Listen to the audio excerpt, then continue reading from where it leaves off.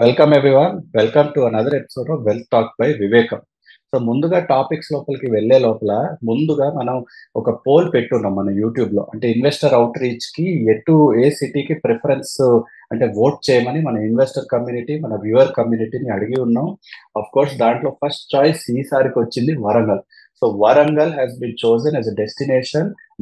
మన వివేకం టీం వచ్చి June 29, June 30 వచ్చి విజిట్ చేస్తారు. సో హోప్ఫుల్లీ మన వ్యూయర్స్, ఇన్వెస్టర్స్ ఎవరైతే వాళ్ళని కలుద్దామని అనుకుంటున్నారో make sure to send Warangal అని టెక్స్ట్ ఇచ్చి 9100009891 కి వాట్సాప్ అన్న చేయండి. లేకపోతే holdings@vivekam.co.in కి వరంగల్ అని కానీ ఇంట్రెస్ట్ ఉంది అని ఒక ఈమెయిల్ పెట్టండి. అది చేస్తే గనక మన టీం నుంచి definitely they will setup an appointment. మీకు అంటే డెడికేటెడ్ టైం ఇచ్చి మీ యొక్క పోర్ట్ఫోలియో, మీ యొక్క ఫైనాన్షియల్ సిచ్యువేషన్ గురించి మాట్లాడి వారి యొక్క ఇన్సైట్ ఇచ్చే అవకాశం ఉంటుంది. కాబట్టి డెడికేటెడ్ టైంలో you can interact with our team for these 2 days in June. So మనం వేరే టాపిక్స్ లోపలికి వెళ్ళే లోపల ప్రసాద్ గారు మేబీ దీని గురించి ఫ్యూ వర్డ్స్ ఏమైనా చెప్తారా? తప్పకుండా. అంటే ఎప్పుడు కూడా వరంగల్‌లో ఉన్న ఇన్వెస్టర్స్ నుంచి వచ్చిన రెస్పాన్స్ అమోఘంగా ఉంది. అంటే ప్రస్తుతానికి తెలంగాణ ఏరియాలో ఏ సిటీస్ ఇంట్రెస్ట్ ఉంది అని చెప్తే వరంగల్‌కి ఎక్కువ ఓట్స్ కూడా పోలైనాయి. కాబట్టి మేమేం చేసామంటే, నేను, యశ్వంత్ లాంటి వాళ్ళం మేమొస్తే ఒకళ్ళమే మీటింగ్ కండక్ట్ చేసి ఒక 50 మందినో, 100 మందినో, 200 మందినైనా మీటింగ్‌లో అడ్రెస్ చేయడానికి వీలవుతుంది. కానీ ఒకళ్ళతో ఒకళ్ళకి కాలక్షేపం టైం స్పెండ్ చేయడానికి అవకాశం ఉండదు. అందుకని మేమేం చేసామంటే, మా టీంని అంటే మా టీంలో ఉన్న దాదాపు ప్రతి ఒక్కళ్ళు కూడా మాకున్నంత కెపాసిటీ, మాకున్నంత ఇన్ఫర్మేషను అంతా అథెంటిక్‌గానే చెప్పగలుగుతారు. పైగా మీతో ప్రత్యక్షంగా ఒక్కళ్ళతోనే మాట్లాడతారు కాబట్టి అటెన్షన్ కూడా ఎక్కువ ఉంటుంది. మీ డౌట్స్ అన్నీ తీర్చుకునే అవకాశం ఉంటుంది. వివేకం మీకు ఏమి చేయగలదు, ఫస్ట్ మీరు కోరుకునేది ఏంటి, దానికి వివేకం ఎలా సహాయపడగలదు, ఎంత మేరకు మీకు ఉపయోగపడగలదో కూడా చెప్పే అవకాశం ఉంటుంది. అంటే మీ యొక్క ఇష్యూస్ తప్ప మిగిలిన వాళ్ళ ఎవరి ఇష్యూస్ డిస్కస్ చేయకుండా ప్రైవేట్ టైం ఇవ్వడానికి వీలవుతుంది. కాబట్టి మేము మా టీంని రిక్వెస్ట్ చేస్తే 5 మెంబర్లు వివేకం దగ్గర నుంచి వరంగల్ వచ్చి 29th and 30th 2 రోజులు పూర్తిగా మార్నింగ్ 9 o'clock నుంచి ఈవినింగ్ 6:30, 7 వరకు మీకు అందుబాటులో ఉంటారు. అప్పుడు ఆ 2 రోజుల్లో మీకు వీలైన సమయంలో వాళ్ళతో స్లాట్ బుక్ చేసుకుంటే ఆటోమేటిక్‌గా మీ ఒక్కళ్ళకే టైం స్పెండ్ చేస్తారు. కాబట్టి మీరు ఊహించలేనంత అడ్వాంటేజ్ కూడా మీకు వచ్చే అవకాశం ఉంటుంది. మీరందరూ కూడా ఈ అవకాశాన్ని వాడుకుంటారని ఆశిస్తున్నాను. మీరు మీ ఫ్రెండ్స్‌కి కూడా చెప్పినట్లయితే, అంటే స్లాట్స్ తక్కువ ఉంటాయేమని భయపడక్కర్లేదు. అంటే 5 ఉంటారు కాబట్టి దాదాపుగా 10 గంటల టైం అంటే ఒక్కొక్కళ్ళ కోసం అరగంట స్పెండ్ చేసినా కూడా దాదాపుగా 20. అంటే 5 ఇంటూ 20 ఇంటూ ఒక రోజుకి అంటే దాదాపుగా 100 మందిని మీట్ అవ్వడానికి ఒక రోజు అవకాశం ఉంటుంది. ఇంకో 100 మందిని కూడా నెక్స్ట్ డే అవకాశం ఉంటుంది. కాబట్టి వేరే వాళ్ళకి చెప్తే మన అవకాశం పోతుందనే ఆలోచన అక్కర్లేదు. Feel free to talk to us. మీరు ఒకవేళ గ్రూప్‌గా వచ్చినా కూడా మా వాళ్ళు చెప్పగలుగుతారు. కానీ ఈ అవకాశాన్ని వాడుకున్నట్లయితే వివేకంకి మీకు ఇంకొకళ్ళ మధ్యలో లింక్ అవసరం లేకుండా, వారధి లేకుండా డైరెక్ట్ కనెక్షన్ ఎస్టాబ్లిష్ అయ్యే అవకాశం ఉంటుంది. Please use this opportunity. Right అండి. సో నౌ అంటే చాలా మంది వ్యూవర్స్ మనని అడుగుతా ఉన్నారు అండ్ ఐఎమ్ షూర్ కొంతమందిలో మైండ్ లో ఉంది. అంటే జూన్ 15th అదేదో తెలియని సత్యం లాగా కైండ్ ఆఫ్ ఏదో ఫాల్ ఉండబోతుంది. చాలా మంది అడుగుతున్నారు. ఎందుకంటే మనం కామెంట్స్ లో చూస్తా ఉన్నాం. మనం కూడా ఎప్పుడైనా ఇంటరాక్ట్ అయినా కూడా మన ఇన్వెస్టర్స్ తో కూడా అడుగుతా ఉన్నారు. జూన్ 15th ఏమవుతుందండి? జూన్ 15th లో ఏదైనా పడిపోతుందా? మనకు తెలియని నిజం ఏదైనా ఉందా? కొంచెం దూరంగా వెళ్ళిపోయి కొన్ని రోజులు అంటే ఎలాగో ఇన్ని రోజులు బుల్ రన్ కాస్త చూసున్నాళ్ళు కొంచెం ప్రాఫిట్ బుక్ చేసుకుని కొంచెం పక్కన పెట్టేసుకుని జూన్ 16 ఏదో అది కాస్త ఫాల్ ఏదైతే వచ్చిందో అది పడ్డాక మళ్ళీ ఇన్వెస్ట్ చేద్దాం అనుకుంటున్నా ఉన్నారు. So before we even go into any more economic factors or economy ఎలా ఉందనేది, అంటే is there anything that is any validity to this June 15? మార్కెట్‌లో పక్కవారి మాటలు, పసలేని వాదన వినటానికి కనుక మనం ఓపెన్‌గా ఉంటే, మనకి చెడు చేయటానికి 1000 మంది ఉంటే, మంచి చేయటానికి ఇద్దరో, ముగ్గురో కన్నా ఉండరు. ఆ చెడు చేసే వాళ్ళు చెడు చేస్తున్నామని తెలియకుండా ఇటువంటి లేనిపోని భయాలు మనసులో పెడతా ఉంటారు. ఇది జూన్ 15th అనేది ఏదైనా ఇంపార్టెంట్ డేనా, వరల్డ్ ఈవెంట్ ఉందా అంటే ఏమీ లేదు. జూన్ 15th మనకు సంబంధించినంత వరకు ఒకే ఒక అంశం ఏముంటుందంటే, ఫస్ట్ అడ్వాన్స్ టాక్స్ ఇన్‌స్టాల్‌మెంట్ కట్టవలసినటువంటి deadline. So June 15th advance tax కడితే జూన్ 16కి గవర్నమెంట్ అనౌన్స్ చేస్తే ఇండియాలో ఉన్న ఎకానమీ గురించి కొద్దో గొప్ప ఒక ఆలోచన, అవగాహన రావడానికి అవకాశం జూన్ 15th డేట్ అంతవరకే ఉంటుంది. అంతేకాని వీళ్ళందరూ ఏంటంటే ఎలక్షన్ రాబోయే ముందు సర్ప్రైజ్ వస్తుందని ఏదేదో జరుగుతుందని ఊహించుకుని లేనిపోని భయాలు పెట్టడం. అన్నిటికన్నా ముందు ఏంటంటే అటెన్షన్ సీకింగ్ ఇంట్రెస్ట్. అంటే మీ యొక్క అటెన్షన్ మాకు రావాలి అంటే మీకు ఉత్సాహాన్ని ఇచ్చేదో, ఉద్రేకాన్ని ఇచ్చేదో, లేకపోతే ఉత్పాతం రాబోతుందని చెప్తే కనుక మీరు వింటారని చెప్పేవాళ్ళు తప్పితే, మేము ఎట్టి పరిస్థితుల్లో అటువంటి వాదనలు కానీ, అటువంటి సమాచారాన్ని కానీ మీకు ఇవ్వాలని అనుకోము, ఇవ్వము కూడా. సో ఇటువంటి జూన్ 15 మా లెక్క ప్రకారం మిగతా అన్ని రోజుల్లాగా ఇది ఒక రోజు, ఒకే ఒక్క తేడా అడ్వాన్స్ ట్యాక్స్ మాత్రం కట్టాలి కాబట్టి నెక్స్ట్ డేకి ఎస్టిమేట్ వస్తుంది. ఇప్పుడు గవర్నమెంట్ ఫామ్ అయిపోయి మినిస్ట్రీస్ అన్ని సేమ్ ఉండి, పాలసీలు అన్ని అవే ఉండి, మ్యాక్సిమం జరిగిన కొద్దో గొప్ప డ్యామేజ్ ఏమన్నా ఉంటే ఏం జరిగింది, ఆ పాలసీ రిఫార్మ్స్లో రిమార్కబుల్గా చేసే ఫార్మ్స్ అంటే లేబర్ లాస్ ఇవన్నీ కూడా ల్యాండ్ లాస్ మారుస్తారు అనుకున్నారు. దానికి సరైన మెజారిటీ బీజేపీకి రాలేదు అని తప్పితే, బీజేపీ గవర్నమెంట్ తను అనుకున్న ప్రాధాన్యాలన్నింటినీ ఖచ్చితంగా కంటిన్యూ చేస్తుంది కాబట్టి ఎట్టి పరిస్థితుల్లో కూడా భారతదేశ ఎకానమీ యొక్క గమనం మార్పు చెందదు. అంటే ఉన్న స్పీడ్లోనే పెరుగుతూనే ఉంటుంది, పెరుగుతూనే పోతుంది. కాబట్టి ఎవ్వరూ కంగారు పడవలసిన అవసరం లేదు. జూన్ 15 అనేది మీ మైండ్లోకి వస్తే శుభ్రంగా వెంటనే ఎరేస్ చేసేసేయండి. ఆ June 15 he's got no speciality particularly on the downside. ఎట్టి పరిస్థితుల్లో కంగారు పడక్కర్లేదు, ధైర్యంగా ఉండొచ్చు. రైట్ అండి. అంటే మీరు కూడా టచ్ చేసి ఉన్నారు. అంటే కీ మినిస్ట్రీస్, ఆ టాప్ 4 మినిస్ట్రీస్ కూడా క్లారిటీ వచ్చేసింది. There is no ambiguity. అంటే సేమ్ లీడర్షిప్ కంటిన్యూ అవుతుంది. సేమ్ లెవెల్ ఆఫ్ డెవలప్మెంట్ కూడా ఎక్స్పెక్ట్ చేయొచ్చు. చిన్న చిన్న హర్డల్స్ ఉండొచ్చేమో కానీ the same focus, the same impetus will continue. So దాని గురించి లేని భయంకి ఎప్పుడైనా సరే ఒక ఆన్సర్ ఉండదు, ఒక సమాధానం ఉండదు. కాబట్టి ఆ లేని భయం కోసం ఎదురు చూస్తూ మనం ఇప్పుడున్న కరెంట్ సిచ్యువేషన్, కరెంట్ ఆపర్చునిటీని మాత్రం డెఫినెట్ గా వేస్ట్ చేసుకోవాల్సిన టైం అయితే కాదు. సో ఇంకొక టాపిక్ కవర్ చేద్దాం ప్రసాద్ గారు. మనం ఈ వారం, ఎందుకంటే కొన్ని రోజులు అయింది రిజల్ట్స్ వచ్చి, సో మనం స్పెసిఫిక్ గా ఇన్ని రోజులు వచ్చాక స్పెసిఫిక్ స్టాక్స్ కాకుండా ఇండస్ట్రీ లెవెల్ అనాలిసిస్ చేస్తూ ఉంటాం. సో ఇండస్ట్రీస్ లో ఈసారేమో రిఫైనరీస్, బ్యాంకింగ్ కవర్ చేసే ఉద్దేశం ఎలాగో ఉంది. But before we go into that, అంటే రీసెంట్ గా న్యూస్ చూస్తా ఉంటే, అంటే మొన్నటి వరకు డెల్టా కార్ప్ ఇలాంటి క్యాసినో బిజినెస్ మీద లెవీ చేయడం వల్ల చాలా ఇంపాక్ట్ అయి ఉన్నాయి. అఫ్ కోర్స్ మనం చాలా క్లోజ్ గానే ట్రాక్ చేస్తూ ఉన్న industry, and specific delta Corp, అలా వేరే స్టాక్స్ కూడా చాలా అనుబంధం ఉన్న స్టాక్స్ మనతో. బట్ స్పెసిఫిక్ గా ఇప్పుడేమో మళ్ళీ ఏమైనా రీకన్సిడరేషన్ ఉంటుందని, అదే కాకుండా ఒక పక్క ఏమో ఫ్యూల్ మీద జిఎస్టీ లెవీ చేసే స్కోప్ ఉంటదేమో అని మళ్ళీ ఇంకా కైండ్ ఆఫ్ అనాలిసిస్ కూడా రాదర్ రిపోర్ట్ గానీ వస్తా ఉంది. So as a casual investor, అంటే మనం చెప్తా ఉంటాం న్యూస్ నుంచి, న్యూస్ మనకు వచ్చేసరికి it has past all the levels of decision making అన్ని అయిపోయాక తర్వాత మన దగ్గరకు వచ్చింది. బట్ ఇలా చూస్తా ఉంటే రిపోర్ట్స్ చూసి ఏదైనా can we infer some kind of decision or can we infer some kind of analysis? అంటే ఎప్పుడు కూడా ప్రభుత్వం మీద కనుక మనకి కొద్దో గొప్ప నమ్మకం ఉంటాయి, అంటే బిజినెస్ ఫ్రెండ్లీ గవర్నమెంట్ ఉంటుంది అని కనుక నమ్మకం కలిగినట్లయితే, రెండు ప్రధాన అంశాలు భారతదేశంలో ప్రగతికి కొద్దో గొప్ప ప్రతిబంధకాలుగా ఉన్నాయి. అందులో ఒకటి ఏంటంటే, అందరినీ అలవాటు చేసినటువంటి లిక్కర్ అంటే ఆల్కహాల్ మీద స్టేట్ సబ్జెక్ట్ అని పెట్టడం, స్టాంప్ డ్యూటీలో స్టేట్ సబ్జెక్ట్ అని పెట్టడం, అందులో జిఎస్టీ యొక్క ప్రమేయం లేకుండా చేయబడటం, అంటే స్టేట్స్కి కొద్దిగా ఫెడరలిజం అనే స్పిరిట్ ఇవ్వడంతో, దానితో పాటు ఫ్యూయల్ని కూడా స్టేట్ సబ్జెక్ట్ చేసేయడంతో ఆ ఫ్యూయల్ అనేది జిఎస్టీ నెట్లోకి రాలేదు. అందువల్ల ఏం జరుగుతుంది, ప్రతి స్టేట్ గవర్నమెంట్, అంటే ఒక స్టేట్ గవర్నమెంట్ తర్వాత ఇంకొక స్టేట్ గవర్నమెంట్, వాళ్ళు లోకల్గా ఎలక్షన్ గెలవటానికి అందరికీ ఉచితంగా అది ఇస్తాము ఇది ఇస్తాము అని ఇండైరెక్ట్గా డబ్బులు, మేము పవర్లోకి వస్తే మీకు ఇస్తాము అని చెప్పి ప్రలోభ పెట్టి ఓట్లు వేయించుకుని గవర్నమెంట్లోకి వచ్చిన తర్వాత వాళ్ళకి ఏం చేస్తున్నారు, వాళ్ళకి తెలియని ట్యాక్స్ లాంటిది ఫ్యూయల్ మీద ట్యాక్స్ పెంచి విపరీతంగా నడ్డి విరిచేస్తున్నారు. అంటే సామాన్య మానవులందరూ ఊహించినటువంటి పరిణామం ఏంటంటే, మీరు మోటార్ సైకిల్లో పెట్రోల్ కొట్టించాలన్నా కానీ ప్రభుత్వానికి ఎక్కువ ట్యాక్స్ వెళ్తుంది. అలాగే సిటీ బస్సులు ఎక్కితే సిటీ బస్ రేట్లు కూడా పెరుగుతాయి. ఇవాళ జరిగినటువంటి కొద్దిగా గొప్ప మంచి పరిణామం ఏంటంటే, ఎప్పటి నుంచో అంటున్నది, ఇలా ఫ్యూయల్ కూడా అంటే డీజిల్, పెట్రోల్ ఇలాంటివి కూడా జిఎస్టీ నెట్లోకి వస్తే ఖచ్చితంగా మన దేశానికి మంచిది అని చెప్పడం జరిగింది. ఎందుకంటే ఒక దేశం ఒక ట్యాక్స్ ఉండటం అనేది సబబు. అంతేగాని బోర్డర్లో ఉన్నది ఆంధ్రప్రదేశ్లో ఉంటే ఎక్కువ ట్యాక్స్, అటు పక్కన తమిళనాడులో ఉంటే తక్కువ ట్యాక్స్, లేకపోతే ఆంధ్రప్రదేశ్లో ఉంటే ఎక్కువ ట్యాక్స్, మహారాష్ట్రలో ఉంటే తక్కువ ట్యాక్స్, ఇలా ఉంచితే ఏం జరుగుతుంటే బోర్డర్ ఏరియాలో ఉన్న పెట్రోల్ పంపులు అన్నీ కూడా నష్టపోక తప్పదు. ఎందువలన అందరూ కూడా పక్క స్టేట్లోకి వెళ్ళిపోయి పెట్రోల్ డీజిల్ కొట్టించుకుని ఇక్కడికి వస్తారు.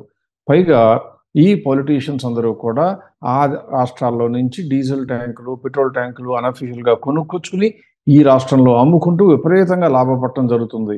ఇవి అన్నీ జరగకూడదు అంటే దేశం మొత్తం ఒకే ట్యాక్స్ ఉండటం మంచిది. అలా కనుక జరిగినట్లయితే ప్రస్తుతం ఉన్నటువంటి ప్రతిపాదన ఏంటంటే, ఈ ఫ్యూయల్ని కూడా జిఎస్టీ నెట్లోకి తీసుకురావాలనేది ఒకటి.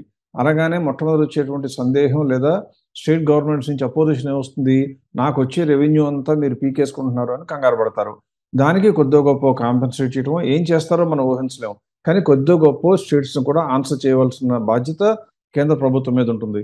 అలా కనుక జరిగి స్టేట్ గవర్నమెంట్‌ని గనక ఒప్పించి జీఎస్టీ నెట్‌లో గనక ఫ్యూయల్ తీసుకొస్తే చాలా లాభాలు. ఎందువలన అంటే ఈ ఇన్‌పుట్ టాక్స్ అనే దాని మూలంగా చాలా ఇండస్ట్రీస్‌కి లాభాలొస్తాయి. ఎలా వస్తుంది అని చూసినట్లయితే ప్రస్తుతానికి దాదాపుగా 11% ఎంతో సెంట్రల్ ఎక్సైజ్‌లు వేస్తే మిగిలిందంతా కూడా స్టేట్ టాక్స్‌ల మూలంగానే కలెక్ట్ అవుతూ వచ్చింది. ఇలా జరిగినట్లయితే ఖచ్చితంగా జరిగే బెనిఫిట్ అయ్యే ఇండస్ట్రీలు ఏంటయ్యంటే రిఫైనరీ ఇండస్ట్రీలు, అలాగే క్రూడ్ ఆయిల్ ప్రొడ్యూస్ చేసే ఓఎన్‌జీసీ లాంటి కంపెనీలు, అంటే ఆయిల్ డ్రిల్లింగ్‌లో ఉన్న కంపెనీలు, అవన్నీ కాకుండా గ్యాస్ డిస్ట్రిబ్యూషన్ ఉన్న కంపెనీలు. అంటే సిటీకి గ్యాస్ డిస్ట్రిబ్యూషన్ చేసే కంపెనీలన్నిటికీ కూడా ఇన్‌పుట్ టాక్స్ కూడా క్రెడిట్ వచ్చే అవకాశం ఉంటుంది. ఎప్పుడైతే ఇన్‌పుట్ టాక్స్ క్రెడిట్ వస్తుందో అల్టిమేట్‌లో ఉండే మీరు, నేను లాంటి కన్స్యూమర్స్‌కి కూడా కొద్దిగా గొప్ప బెనిఫిట్ వస్తుంది. అందువలన ఈ సబ్జెక్ట్ గురించి విపరీతంగా చర్చించడం అనవసరం. ఏ సెక్టర్స్ లాభపడతాయి అంటే గ్యాస్ డిస్ట్రిబ్యూషన్ కంపెనీలు బాగుపడతాయి. ఏవియేషన్ ఇండస్ట్రీలో ఉన్నటువంటి ఎయిర్‌లైన్స్ ఇండస్ట్రీస్ ఇంటర్ గ్లోబ్ గానివ్వండి, లేదా స్పైస్ జెట్ కండి ఇలా ఏదైనా సరే నష్టాలు వస్తున్న కంపెనీ వాళ్ళ ఆపరేషన్స్ మూలంగా రావచ్చు. ఈ ఫ్యాక్టర్ మూలంగా లాభపడే ఇండస్ట్రీలో ఏవియేషన్ ఉంటుంది. అలాగే రిఫైనరీస్ ఉంటాయి. గ్యాస్ డిస్ట్రిబ్యూషన్ ఆల్రెడీ చెప్పాను. ఇవన్నీ కూడా బాగుపడే అవకాశం ఉంటుంది.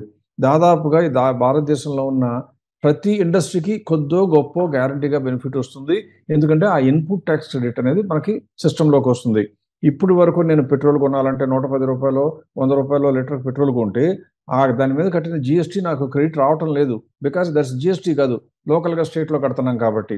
ఇలా కనుక జీఎస్టీ నెట్‌లోకి వస్తే ఇప్పటి వరకు కొన్న రూ. 100 నేను ఖర్చు చేసినా అందులో రూ. 10 నేను కట్టవలసిన జీఎస్టీలో గనుక కన్సెషన్ వచ్చింది అంటే నా కాస్ట్ ఆఫ్ ఆపరేషన్ తగ్గినట్లు. అంటే ఏమొస్తుంది కన్స్యూమర్స్‌కి మీరు మేమందరికీ కూడా కొద్దిగా గొప్ప వస్తువుల ధరలు తగ్గటం. వస్తువుల ధరలు తగ్గితే డిమాండ్ పెరుగుతుంది. డిమాండ్ పెరిగితే మళ్ళీ లాభదాయకత పెరుగుతుంది. అందువల్ల this is a welcome move. ఎప్పటినుంచో వెయిట్ చేస్తున్నది. ఎంత తొందరగా వస్తే అంత మంచిది. ఈసారి జీఎస్టీ కౌన్సిల్ మీటింగ్‌లో అది వస్తుందని ఆశిద్దాం.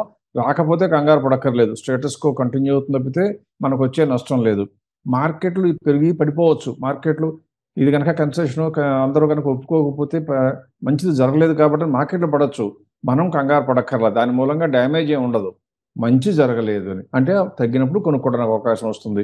సో, ఇహ నుంచి ఈ డెసిషన్ మూలంగా జరిగితే మంచి, లేపోతే మాత్రం చెడేమీ ఉండదు. సో, కంగారు పడవలసిన అవసరం లేదు. ఆశగా ఎదురు చూడవలసిన అవకాశం మాత్రం ఖచ్చితంగా ఉంది. తర్వాత ఈ జీఎస్టీ కౌన్సిల్‌లో రాబోయేది ఇంకొకటేంటంటే చాలా అనాలోచితంగా అంటే ఏమాత్రం ఆలోచన, బుర్ర అప్లై చేయకుండా కూడా ప్రభుత్వాలు అప్పుడప్పుడు పనిచేస్తూ ఉంటాయి అనటానికి నిదర్శనం అంతకుముందు గేమింగ్ మీద, కాసినోస్ మీద పెట్టినటువంటి టాక్సేషన్. 28% టాక్స్ కట్టండి, మొత్తం బెట్ మీద కట్టండి, మొదటి నుంచి కట్టండి అని 3,000 4,000 ఉన్న కంపెనీ మార్కెట్ క్యాప్ ఉంటే దానికి 1,00,000 కట్టమంటాం. ఇలా చాలా అనాలోచితంగా, ఇర్రేషనల్‌గా టాక్స్ వేయటం జరిగింది. దాని మీద రిప్రజెంటేషన్స్ ఇవ్వటం, అన్నీ జరగటంతో కొద్దిగా ప్రభుత్వం మేలుకున్నట్లుగా కనపడుతుంది. ఇప్పుడు ఏం చేశారంటే ఈ కౌన్సిల్ మీటింగ్‌లో ఆ గేమింగ్ అండ్ కాసినోస్ మీద కొద్దో గొప్ప రివిజన్ రాబోతుంది. 90% నా అంచనా ప్రకారం ఇది కేవలం నా అంచనా మాత్రమే. ముందు చూపు ఊహాగానం కాదు. అంచనా మాత్రం ఖచ్చితంగా రేషనల్‌గా బిహేవ్ చేస్తారు. అలా గనక చేసినట్లయితే గేమింగ్ ఇండస్ట్రీలో ఉన్నటువంటి డెల్టా కార్ప్ లాంటి దానికి బోలెడన్ని ఆస్తులున్నాయి. కానీ శక్తికి మించిన భారం గనక వేస్తే నడ్డి విరిగిపోయినట్లుగా కంపెనీ నడ్డి విరిగిపోయే అవకాశం ఉంది. వాళ్ళు బిజినెస్‌లోంచైనా మానేస్తారు కానీ గవర్నమెంట్ అడిగిన టాక్స్‌లు అయితే కట్టలేరు. అటువంటి అసంబద్ధమైన డిమాండ్‌లకు గనక ముగింపు పలికి కొద్దో గొప్పో కన్సెషన్ ఇచ్చి హేతుబద్ధంగా గనక బిహేవ్ చేసినట్లయితే గేమింగ్ ఇండస్ట్రీ పుంజుకుంటుంది. దాంతో చాలా కంపెనీలు అంటే గేమింగ్ ఇండస్ట్రీలో ఉన్న కంపెనీలన్నీ కూడా కొద్దో గొప్పో మళ్ళీ పైచూపు చూసే అవకాశం ఉంటుంది. సో, ఈ 2 కూడా జరిగితే మంచి, జరగకపోతే ఇప్పుడున్నదే కంటిన్యూ అవుతుంది తప్ప కంగారు పడాల్సిన విషయం లేదు అని మనం గమనించాలి. రైట్ అండి. ఇందాక చెప్పినట్టుగా రిఫైనరీస్ గురించి అట్‌లీస్ట్ ఇండస్ట్రీ గురించి చెప్పున్నారు. సో, స్పెసిఫిక్‌గా రిఫైనరీస్‌లో గూడా అంటే మొత్తం కట్టుకొని అన్ని స్టాక్స్ కొనుక్కోవడం ఎప్పుడైనా సరే అడ్వైజబుల్ గాదు. పోర్ట్‌ఫోలియో డైవర్సిఫికేషన్ మెయింటైన్ జేయాలి. అదే గాకుండా ఆ యొక్క ఇండస్ట్రీలో స్కోప్ ఉండి ఫండమెంటల్‌గా స్ట్రెంత్ ఉన్న స్టాక్స్ చూడటం వైపే స్మార్ట్ డెసిషన్ అని జెప్పాలి. So, within refineries which stocks are posing or doing well as of now and which are showcasing a good scope to growth based on మనం ఇచ్చే ఫేర్ ప్రైస్. అంటే ఇప్పుడు కూడా ఒకటి గమనించాలి యశ్వంత్ ఇందులో మనం చెప్తున్నది ఏంటంటే ఈ మధ్య కాలంలో మనం చాలా తరచుగా చెప్పిన మాట ఏంటంటే చిన్న క్యాప్లు, మిడ్ క్యాప్, స్మాల్ క్యాప్ల కన్నా కూడా లార్జ్ క్యాప్‌లో అవకాశాలు ఎక్కువ ఉండబోతున్నాయి. Because mid and small cap షేర్లు చాలా పెరిగాయి కాబట్టి అది ఇంకా అవకాశాలు లేవని కాదు. బాగా రిస్క్ టేకింగ్ ఇంట్రెస్ట్ ఉన్నది అనుకుంటే తప్పితే వాటికన్నా లార్జ్ క్యాప్ దృష్టి పెడితే కనుక మంచిదని చెప్పడం జరిగింది. ఇన్ఫాక్ట్ మనం లాస్ట్ వీక్ వీడియో చేసినప్పుడు ఓన్లీ లార్జ్ క్యాప్స్ మీద కూడా ఫోకస్ చేసాం. కాబట్టి ఈ సెక్టర్లో రిఫైనరీస్ కానీ ఆయిల్ డ్రిల్లింగ్ కానీ కెపాసిటీ జనరేషన్లో ఉన్నట్లో చూస్తే 2 కంపెనీలు చాలా పెద్దవి. ఒకటి ఓఎన్జీసీ, రెండవది రిలయన్స్. ఈ రిలయన్స్ కనుక చూసినట్లయితే ఈ కన్సెషన్ లాగా ఏమీ రాకపోయినా, అంటే రిఫైనరీస్కి ఈ ఆయిల్ సెక్టర్ యొక్క రిఫార్మ్స్లో, జిఎస్టీ రిఫార్మ్స్లో ఏదైనా కన్సెషన్ రాకపోయినా కూడా ఆల్రెడీ ఇప్పటికే 29% స్కోప్ కనపడుతుంది. మీరు స్క్రీన్ మీద కనుక ఫోకస్ చేసినట్లయితే రిలయన్స్లో అన్ని పారామీటర్స్ బాగున్నాయి. కానీ మనం మామూలుగా అయితే కనీసం 30% స్కోప్ ఉంటే కానీ కొనకూడదు అంటాం. కాబట్టి ఆ రిలయన్స్ మన బై లిస్ట్లోకి ఇవాళ ఉండకపోవచ్చు. కానీ ఎవరైనా సరే జూన్లోకి వస్తే, జూన్ అయిపోయిన తర్వాత అంటే ఒక 20 రోజుల్లో 30 రోజుల్లో రిజల్ట్స్ అయిపోవటం కూడా రిజల్ట్స్ స్టార్ట్ అవుతాయి కాబట్టి, రిజల్ట్స్ వచ్చేస్తాయి కాబట్టి ఇవాళ రోజు నుంచి ఆ నెల 15 రోజులకు 30% కన్నా ఇంకా ఎందుకండి అని మీరు అనుకోగలిగితే రిలయన్స్ కూడా కొనుక్కోవడానికి అనువైన కంపెనీ. ఒకవేళ కనుక ఈ జూన్ 22 ఉన్న కౌన్సిల్లో కనుక ఆయిల్ని కనుక జిఎస్టీలోకి తీసుకొస్తే దాన్ని పట్టుకోవడం బహుశా మీకు కష్టం అవుతుంది. అందువల్ల రిలయన్స్ అనేది ఖచ్చితంగా కొనుక్కోవచ్చు. అలాగే ఓఎన్జీసీ కూడా చూసినట్లయితే ఓఎన్జీసీ కూడా మంచి ధరల్లో అందుబాటులో ఉన్నది. వీటికి అదనంగా మనం చెప్పగలిగింది గ్యాస్ డిస్ట్రిబ్యూషన్. దురదృష్టవశాత్తు కేవలం ఒకే ఒక కంపెనీ, అది ఎవరిది? మోడీ గారి చుట్టం అనివ్వండి, బంధువు అనివ్వండి, లేదా అంతర్గత సమాలోచనలు చేసేటువంటి అదానీ అనండి. అదానీ గ్రూప్ ఒక్కటే మాత్రమే 1,00,000 కోట్ల మార్కెట్ క్యాప్ ఉంది. అది కాకుండా ఇండియా కూడా 50,000 కోట్ల మార్కెట్ క్యాప్ ఉంది. ఈ 2 కంపెనీలు కూడా విపరీతంగా లాభపడే అవకాశం ఉంటుంది గ్యాస్లో ఆ ఫ్యూయల్ కనుక రిఫార్మ్స్ వస్తాయి. అలా జరిగినట్లయితే 2 బాగుంటాయి. ప్రస్తుతానికి ఎంత ఉందని చూస్తే అదానీ టోటల్ గ్యాస్లో అయితే జూన్లో అయిపోయిన క్వార్టర్లో, మార్చిలో అయిపోయిన క్వార్టర్లో చూస్తే 1% సేల్స్ పెరిగితే 11% ప్రాఫిట్లు పెరిగాయి. అందువల్ల కంపెనీ మంచి గ్రోత్ పాత్లో ఉంది. పైగా దాని యొక్క మార్కెట్ రేట్ ఎంత ఉంది? ఇప్పుడు 951 ఉంటే ప్రస్తుతం ఉన్నటువంటి అంచనాల ప్రకారమే 1156, అంటే దాదాపుగా ఇంకా ₹200 వరకు పెరగడానికి అవకాశం ఉంది. అది 21%తో సమానం కాబట్టి మన గ్రోత్లోకి వచ్చి మనం చెప్పడం లేదు, కానీ అది కూడా కొనుక్కోవడానికి అనువైన కంపెనీ. ఈ రిఫార్మ్స్ వస్తే అదానీ టోటల్ గ్యాస్ దాదాపుగా పరుగులు పెట్టడం ఖాయంగా కనపడుతుంది. అలాగే ఇంకొకటి ఏంటంటే గుజరాత్ స్టేట్ పెట్రోనెట్, అది కూడా 20,000 కోట్ల మార్కెట్ క్యాప్ ఉంటే దాని ఎర్నింగ్స్ కనుక మీరు చూస్తే టోటల్ సేల్స్ ఏమో 1.5% పెరిగితే 6% వరకు ప్రాఫిట్లు పెరిగాయి. ఎందుకు నేను హైలైట్ చేస్తున్నానంటే లాభాలు పెరగటానికి ఈ కంపెనీలు పనితీరు మెరుగుపరుచుకుని బాగుపడ్డాయి అంటే రాబోయే కన్సెషన్లు విపరీతంగా లాభాలు తెస్తాయి. అందువల్ల గుజరాత్ స్టేట్ పెట్రోనెట్ కూడా మంచి అడ్వాంటేజ్ ఉంది. యాజ్ ఇట్ ఈస్గా ఇప్పటికే 42% డిస్కౌంట్లో ఉంది ఫేర్ వాల్యూతో పోలిస్తే. సో ఈ 3 కంపెనీలు మంచివి. ఇవి కాకుండా ఇంద్రప్రస్థ గ్యాస్, అది కూడా 20% గ్రోత్ ఉంది ప్రస్తుతానికి చూస్తే గ్యాప్. కానీ అది సేల్స్ పెద్దగా పెరగకపోయినా కూడా 1.84% ప్రాఫిట్ పెరిగింది. అంటే అర్థం ఏంటి? ఇది కూడా ఆపరేషనల్ ఎఫిషియన్సీ వచ్చింది. సో ఈ 4 కంపెనీలు కూడా ఓఎన్జీసీ, రిలయన్స్ అదనంగా మీరు పోర్ట్ఫోలియో కోసం ఆలోచించడానికి అనువైన కంపెనీలుగా చెప్పచ్చు. రైట్ అండి. లాస్ట్ గా బ్యాంకింగ్ వైపు చూద్దాం. ఆఫ్ కోర్స్ మనకి చాలా మంది అడుగుతూ ఉంటారు, both public and private sector banks లో ఏంటి టాప్ ర్యాంక్స్ ఏమంటారు, టాప్ ఏ ఉన్నాయని అడుగుతూ ఉంటారు. ఆ జైంట్స్ మనం ఎలా కవర్ చేస్తూ ఉంటాం, హెచ్డిఎఫ్సి, యాక్సిస్, ఎస్బీఐ కవర్ చేసి ఉన్నాం, అంటే ఇండిపెండెంట్ గా స్టాక్ లెవెల్లో కవర్ చేసి ఉన్నాం. బట్ ఓవరాల్ గా within these banking sector stocks which are showcasing a better scope at this time.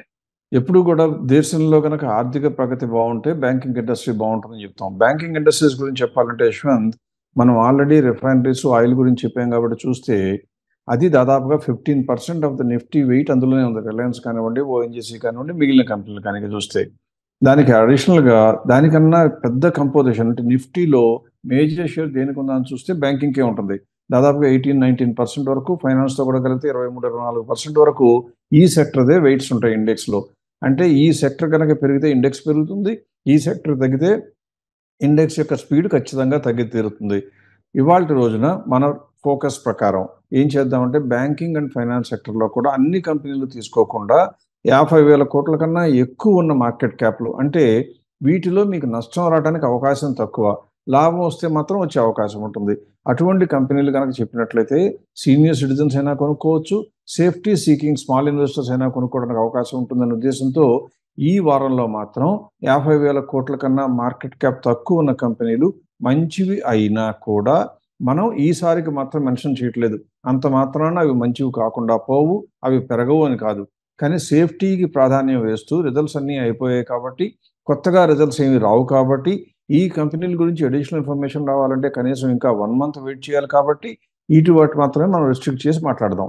ఇందులో కనుక చూసినట్లయితే బ్యాంకింగ్ సెక్టర్లో ఇప్పుడు స్క్రీన్ మీద మీరు ఒకసారి చూపెట్టినట్లయితే అన్నింటికన్నా పైన బ్యాంక్ ఆఫ్ ఇండియా ఉంది. ఇది ప్రభుత్వ రంగ సంస్థ అయినా కూడా దానికి యొక్క మార్కెట్ క్యాప్లో చూస్తే ఇవాళ రోజున 62,000 కోట్లు ఉంది. ఈ కంపెనీని కనుక మీరు నోటీస్ చేస్తే 4.63% టోటల్ ఇన్కమ్ పెరిగినా ప్రాఫిట్ 1.77 పెరిగింది. అంటే అర్థం ఏంటి? ప్రాఫిట్ అంతగా పెరగలేదు, అయినా కానీ పర్వాలేదు. ఎందువలన? ప్రస్తుతం ఉన్న మార్కెట్ రేట్ చూస్తే 126, దాని యొక్క ఫేర్ ప్రైస్ ఎంత ఉంది? 188. కాబట్టి that is a good company to buy. ఇది ఆల్రెడీ మనం అప్రూవ్ చేసింది. తర్వాత ఈ ఫైనాన్షియల్ సర్వీసెస్లో ఉన్నటువంటి ఎస్బీఐ కార్డ్స్, అంటే స్టేట్ బ్యాంక్ ఇచ్చేటువంటి క్రెడిట్ కార్డు, డెబిట్ కార్డు అన్నిటికి సంబంధించినటువంటి సంస్థ. ఆ సంస్థకి ఎంత ఉందా అని చూస్తే ఇప్పుడు ఉన్న మార్కెట్ రేట్ ఏమో 722 ఉంటే 1053, అది కూడా 45% పెట్టడానికి ఛాన్స్ ఉంది. ఆ తర్వాత state bank of India. State bank India గురించి ఒక్క సెకండ్ అన్నా ఎక్కువ మాట్లాడాలి. ఎందుకంటే ఇది లాస్ట్ మంత్లో, అంటే మన డిసెంబర్ క్వార్టర్ రిజల్ట్స్ ప్రకారం మనం ఒక అంచనా కట్టిన రేట్ ఇస్తే ఆ క్వార్టర్ ఎండ్ అయ్యే సమయంలో, అంటే డిసెంబర్ క్వార్టర్ అయిపోయినాక మార్చి క్వార్టర్ రిజల్ట్స్ అనౌన్స్ చేయబోయే ముందు మనం ఊహించిన ప్రైస్ కూడా దాటిపోవడం జరిగింది. దానితో అప్పటి వరకు హోల్డ్ చేస్తున్న ఇన్వెస్టర్లకు మనం అమ్మివేయండి అని చెప్పడం, సజెస్ట్ చేయడం జరిగింది. వాళ్ళు అమ్మివేయటం కూడా జరిగింది. అమ్మిన తర్వాత రిజల్ట్స్ వచ్చాయి. అంటే అమ్మిన తరువాత రిజల్ట్స్ వచ్చాయి. వచ్చినప్పుడు ఏం జరిగింది? రిజల్ట్స్ ఇంకా బ్రహ్మాండంగా ఉండటంతో తిరిగి మళ్ళీ గ్రోత్లో కంటిన్యూ అవుతుంది. ఫేర్ ప్రైస్ పెరగడంతో మళ్ళీ కొనడానికి అనువుగా ఉంది అని వచ్చింది. ఇక్కడ కొంతమంది ఇన్వెస్టర్లు నిరాశ నిస్పృహలకు లోనవుతున్నారు. ఏమని? మీరే అమ్మమని చెప్పారు, మళ్ళీ మీరే కొనుక్కోమని చెప్తున్నారు. మేము బ్రోకర్లం కాదు. మీ చేత అమ్మించినా కొనిపించినా ఎవరికీ లాభం రాదు. కానీ నేను చెప్పే కారణం ఏంటంటే మనం దిగవలసిన స్టేషన్ వస్తే దిగకుండా ఉండటం ఎట్టి పరిస్థితుల్లో మంచిది కాదు. అలాగే మనం స్టేట్ బ్యాంక్ కొనుక్కున్నప్పుడు డిసెంబర్ రిజల్ట్స్ ఆధారంగా ఒక అంచనా కట్టి కొన్నాము. అది తక్కువలోనే కొన్నాము, పెరిగొచ్చింది. మనం అనుకున్న రేటు వచ్చినా కూడా అమ్మకుండా ఉండటం అనేది ఏ రకంగా సమర్థనీయం కాదు. 1-2 సార్లు ఇలా తర్వాత వచ్చే రిజల్ట్స్ అమోఘంగా ఉంటే మళ్ళీ కొనవలసిన సందర్భం వచ్చినా తప్పులేదు. మన యొక్క ఎయిమ్ డబ్బు సంపాదించాలని ఉండాలి, కానీ ఆ కంపెనీలో మొత్తం జ్యూస్ అంతా మనమే పిండుకుందాం అనే కోరిక ఉండకూడదు. అందువల్ల ఇటువంటి అవకాశాలు ఎప్పుడన్నా ఒకసారి మిస్ అయినట్లు మీకు అనిపిస్తుందేమో, కానీ మీరు కోల్పోయే అవకాశాలు ఒకటైతే మీరు పొందగలిగే అవకాశాలు 10 ఉంటాయని గమనించండి. కాబట్టి ఫెయిర్ ప్రైస్కి అమ్మాలి అనేది మా సిద్ధాంతం.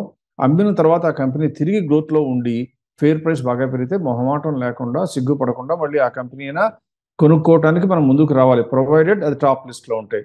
ఈ రోజున స్టేట్ బ్యాంక్ టాప్ లిస్ట్లో రావడానికి కారణం మనం 50,000 కోట్ల మార్కెట్ క్యాప్ లిమిట్ పెట్టాం కాబట్టి, బ్యాంకింగ్ సెక్టరే చూస్తున్నాం కాబట్టి టాప్లో కనపడుతుంది. అదర్వైజ్ ఇప్పుడున్నటువంటి గ్రోత్ ఛాన్స్ చూసిన 42 చూస్తే ఇవాల్టి రోజున లాభం సంపాదించడానికి అనువైన టాప్ 10 కంపెనీస్లో ఉంటుందా అంటే నాకు డౌటే. కాబట్టి ఖచ్చితంగా గుర్తుంచుకోండి, మన అప్రోచ్ ఈజ్ సేమ్. ఆ కంపెనీ అమ్మటానికి కారణం అది, ఇప్పుడు కొనడానికి కూడా కారణం అది. ఆ తర్వాత Punjab national bank public sector బ్యాంకే, దానిలో 41% స్కోప్ కనపడుతుంది. తర్వాత కెనరా బ్యాంక్, అది పబ్లిక్ సెక్టర్ బ్యాంకే, 37.5. ఆ తర్వాత ఇండియన్ బ్యాంక్, అది కూడా పబ్లిక్ సెక్టరే, దానిలో 35.75. నెక్స్ట్ ఐడిబిఐ బ్యాంక్ ఉంది. ఆ తర్వాత ఫైనాన్స్ కంపెనీలు కూడా నేను ఇంక్లూడ్ చేశాను కాబట్టి బజాజ్ ఫైనాన్స్ చూసినట్లయితే 35% పెరగడానికి ఛాన్స్ కనపడుతుంది. ప్రైవేట్ అంటే ఫైనాన్స్ కంపెనీ నుంచి వచ్చిన మొట్టమొదటి కంపెనీ మన లిస్టులోకి ఇప్పుడు. ఆ తర్వాత ఐడిఎఫ్సి ఫస్ట్ బ్యాంక్ ఉంది. అది కూడా ప్రాఫిట్ కొద్దిగా తగ్గినా కూడా ఇంకా పెరగడానికి కొద్దిగా గొప్ప కెపాసిటీ ఉన్న కంపెనీ, అది దాదాపుగా 34%. నెక్స్ట్ సెంట్రల్ బ్యాంక్, ఆ తర్వాత ఎస్ బ్యాంక్ కూడా ఉంది. ఎస్ బ్యాంక్ గురించి పాజిటివ్ నెగిటివ్ న్యూస్ రకరకాలు వస్తూ ఉంటాయి, కానీ Yes Bank is already gone into the whole fold of almost like State Bank. కాబట్టి ఎస్ బ్యాంక్లో ఇంకా డ్యామేజ్ జరిగే అవకాశం ఉండదు, పెరుగుదలకి కొద్దిగా గొప్ప ఛాన్స్ కనపడుతుంది కాబట్టి అది కూడా ఇంక్లూడ్ చేయడం జరిగింది. దానితో మన కట్ ఆఫ్ లెవెల్ ప్రకారం 30% కన్నా ఎక్కువ ఉన్న కంపెనీలు అవే. కానీ కింద చూస్తే నెక్స్ట్ యాక్సిస్ బ్యాంక్ ఉంది, ఇంకా కొన్ని బ్యాంకులు ఉన్నాయి. అవన్నీ చెప్పడం నా ఉద్దేశం కాదు. మీరు కనుక చూసుకున్నట్లయితే లిస్ట్ కనపడుతుంది. అందులో ఒకటి ఆర్ఈసి కనపడింది, అంటే అది కూడా ఫైనాన్సింగ్ కంపెనీలు యాక్టివిటీలో ఉంది కాబట్టి. అలాగే ముతూట్ ఫైనాన్స్ కనపడుతుంది. అదర్వైజ్ అన్ని బ్యాంకులే. నా అంచనా ప్రకారం ఆల్మోస్ట్ 9-10 కంపెనీలు పైన ఉన్నాయి కాబట్టి కింద లిస్టులోకి వెళ్ళవలసిన అవసరం లేదు. ఆ కింద ఉన్న కంపెనీలు కనుక మీరు ఆల్రెడీ హోల్డ్ చేస్తుంటే ధైర్యంగా హోల్డ్ చేయొచ్చు, కానీ ఈ పైవన్నీ వదిలేసి క్రిందకి వెళ్ళటం అనేది అంత సరైన పని కాదు. పైగా ఇవన్నీ కూడా ఎప్పుడు చేయాలి? బ్యాంకింగ్ సెక్టర్లో మీ పోర్ట్ఫోలియోలో 20% కన్నా ఎక్స్పోజర్ లేకపోతేనే చేయాలి. రైట్ అండి. సో విత్ దట్ మనం కంక్లూడ్ చేద్దాం. Again gentle reminder, Warangal June 29, June 30 మన టీం వచ్చి మీట్ అవుతారు ఇన్వెస్టర్స్ ని. సో మీకు కనుక ఆ మీటింగ్ ని కనుక స్లాట్ ఫిక్స్ చేయడానికి వరంగల్ అని టైప్ చేసి 9100009891 కి వాట్సాప్ అన్న చేయండి, లేకపోతే holdings@vivekam.co.in కి ఈమెయిల్ అన్న చేయండి. అది కనుక చేసినట్టయితే మన టీం నుంచి ఎవరో ఒకరు సంప్రదించి ఆ మీటింగ్ స్లాట్ కూడా ఫైనలైజ్ చేసేసి they will definitely give you a dedicated time to talk about your portfolio, your financial position. ఒక విషయం చెప్పాలి యశ్వంత్, మనం ఈ వీడియో రిలీజ్ అయ్యేది సాటర్డే మార్నింగ్ 11 o'clockకి. సాటర్డే ఖమ్మంలో ఉన్నటువంటి ఇన్వెస్టర్లందరినీ కలవటానికి మేము ప్రత్యక్షంగా మేమే విజిట్ చేయడం జరుగుతుంది. శ్రీ శ్రీ శ్రీ హోటల్లో సాయంత్రం 4 o'clockకి మీటింగ్ అరేంజ్ చేయబడింది. ఒకవేళ మీరు ఆల్రెడీ కనుక రిజిస్టర్ చేసుకోకుండా ఉన్నట్లయితే ప్లీజ్ టేక్ ది ఆపర్చునిటీ, రావచ్చు. స్పాట్ రిజిస్ట్రేషన్ కూడా ఉంటుంది అక్కడ. ఇది డబ్బు సంపాదించాలనే ప్రాధాన్యం కాదు, ఎక్కువ మందిని కలవాలనేటువంటి ఇంట్రెస్ట్ మేము చేస్తున్నటువంటి ఇనిషియేటివ్. అక్కడ కనుక మీరు వచ్చినట్లయితే మాతో పాటు మా ఆలోచనల్ని పంచిపెట్టుకోవడానికి, అంటే పాలు పంచుకోవడానికి అవకాశం ఉంటుంది. అలాగే ఫ్యూచర్ విజన్ మీకు ఎలా మారితే మీకు లాభం కూడా చెప్పే ప్రయత్నం చేయబోతున్నాం. అంటే డబ్బు సంపాదించాలి అనుకోవటం తప్పు కాదు, ఆలోచన లేకుండా, అనాలిసిస్ లేకుండా, మంచి మార్గం లేకుండా డబ్బు రావాలని కోరుకుంటే అత్యాశ అవుతుంది. ఆ అత్యాశ నుంచి రీజనబుల్ ఆశకి, రీజనబుల్ ఆలోచనతో ఎలా సంపాదించవచ్చో సోదాహరణంగా వివరించే ప్రయత్నం చేయబోతున్నాం. I look forward. మిమ్మల్ని ఎంతమందిని ఎక్కువ కలిస్తే మాకు అంత ఆనందంగా ఉంటుందని మాత్రం చెప్పగలను. రైట్ అండి. So with that let us conclude. Let us meet again next week.